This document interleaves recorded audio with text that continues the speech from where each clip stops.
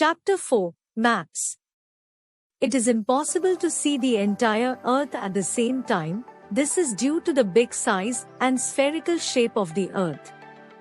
Even the satellite images show half of the Earth. A model of the Earth can help us view the entire Earth. A true model of the Earth is called a globe. A globe is a simple and accurate way of representing the Earth. The maps on the globe show the correct size, shape and location of the places in relation to each other. It also gives a three-dimensional presentation of the Earth. The globe has some limitations. When we want to study only a part of the Earth like our country, states, districts, towns and villages, it is of little help.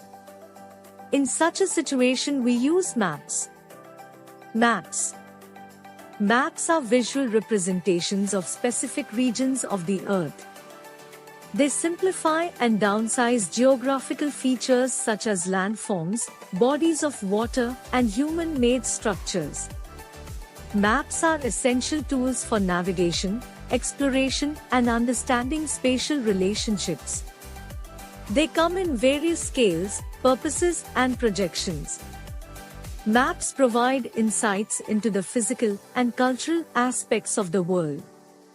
Maps have played a crucial role in discovering new routes and territories, leading to the development of cartography, which is the science of map making. Difference between globe and map. Globe, map. It is a model representing the Earth's true spherical shape, including rotation on its tilted axis.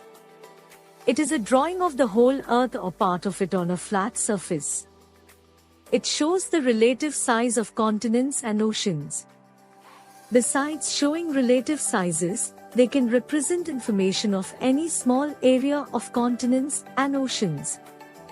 It can be rotated to explain all features related to both the movement's rotation and revolution of the Earth. Two-dimensional maps cannot show the effects of rotation and revolution, though three-dimensional modern maps can do so on computers.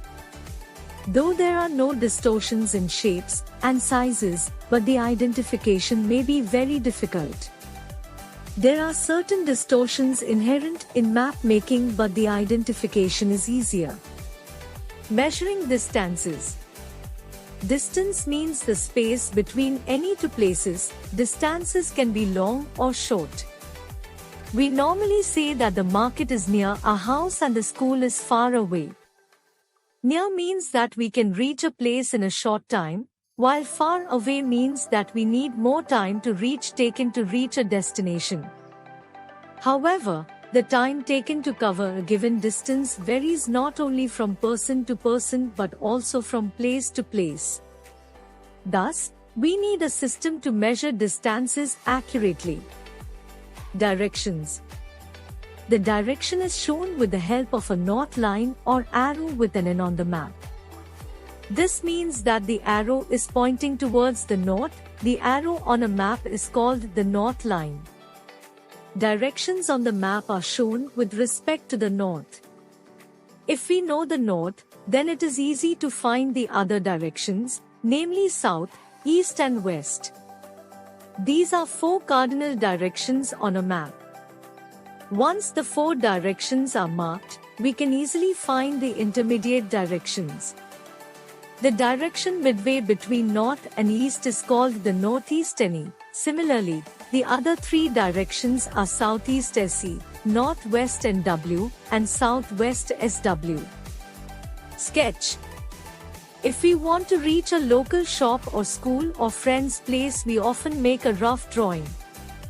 A new person can reach the place easily, even though the exact distance and directions are not mentioned. Such a diagram, which is drawing without measuring the distance between the various places, is called a sketch. Thus, a sketch is a rough map with outlines, drawn without a scale and also without the proper use of signs and symbols. Plan. Sometimes we want to draw an accurate map of a very small area, like that of a house or a building. For example, If you and your family want to shift to a new house, it would be useful to have an accurate map of the house. This is also called a layout plan. This plan will show the length and the breadth of each room in the house, the height of windows and doors, etc. Such a map of a small area with minor details is called a plan. A plan is always drawn according to scale. The scale of a map is different from that of a map. Generally, a map represents a large area, so it is drawn on a small scale. 1 centimeter on a map may represent 100 kilometers on the ground. On the other hand, a plan represents a very small area and is therefore drawn on a large scale. 1 centimeter on a plan may represent just 1 meter on the ground.